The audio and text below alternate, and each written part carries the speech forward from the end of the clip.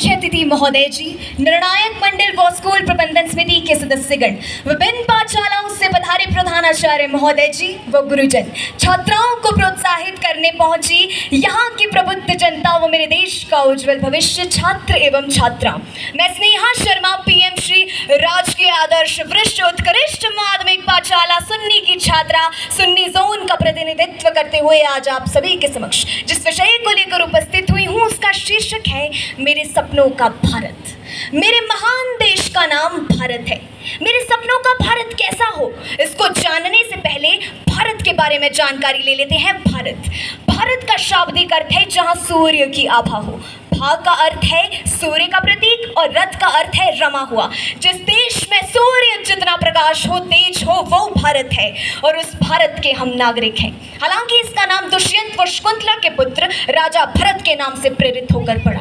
मेरे सपनों का भारत वो भारत है जब आचार्य चाणक्य ने धनानंद जैसे क्रूर शासक को परास्त कर स्वच्छंद शासक की नींव रखी। मेरे सपनों का भारत वो भारत है जब कश्मीर से कन्याकुमारी तक वैदिक पद्धति हुआ करती थी। मेरे सपनों का भारत वो भारत है जब चीन के फायान और जर्मनी के मैक्स मूल जैसे विद्वान भारत में आकर दर्शन शास्त्र और वेदों का अध्ययन किया करते थे।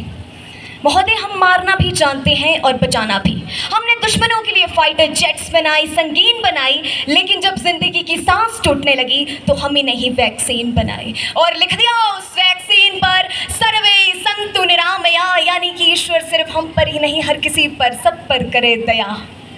अयम निजा परोवेति गणना लघु चैत्साम उदार चरिता नाम तु वसुधैव कुटुंबकम, अर्थात यह मेरा है और यह तुम्हारा। ऐसा भेद केवल धगेरे चित्त वाले लोग ही करते हैं। उदार चित्त वाले लोगों के लिए तो पूरा विश्व ही उनका संसार है।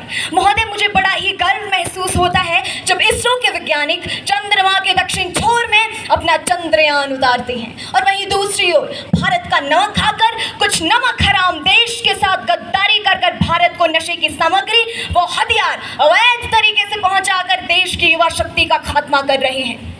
हमारा आज का युवा ही इस देश का आने वाला भविष्य है और मेरा सपना यह है कि यह इस देश का हर एक युवा निडर, साहसी, ईमानदार होकर स्वदेश प्रेम का भाव रखकर देश को आगे ले जाने के प्रयास में गुम होता हुआ नजर आना चाहिए। तो और वहीं दूसरी ओर वो स्वदेश प्रेम का भाव तो छोड़ो, वो एक ऐसे प्रेम के जाल में फंस चुका है जिसमें 4 बाई 4 इंच की छोटी सी स्क्रीन पर अपनी कोमल अंगुलियों के घर्षण मात्र से अपनी भावनाओं की इमोजी भेज रहा है।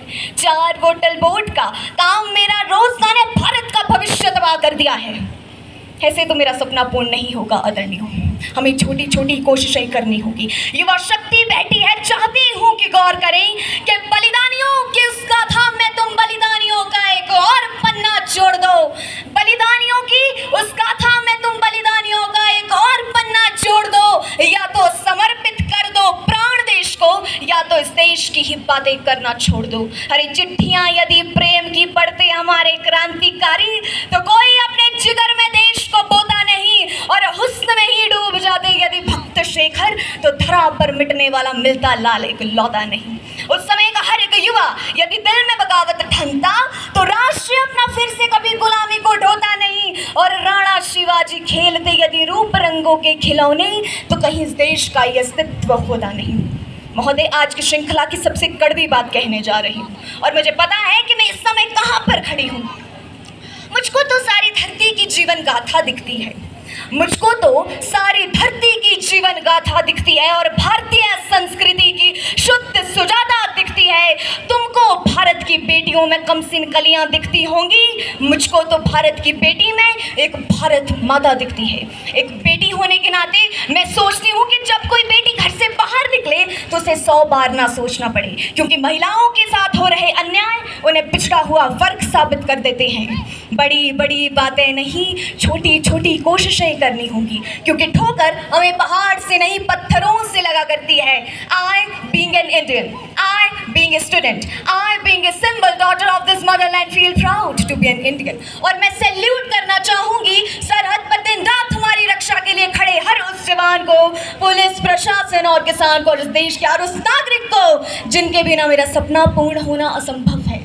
और आज इस मंच पर पूरी जिम्मेदारी के साथ एक भारत की बेटी होने के नाते मैं बस इतना ही कहूंगी कि मेरे देश की जिम्मेदारी नहीं है हमें मेरे देश की जिम्मेदारी नहीं है हमें आगे ले जाना, बल्कि हमारी जिम्मेदारी है अपने देश को आगे ले जाना, अपने राष्ट्र को आगे ले जाना, अपने वतन को आगे ले जाना।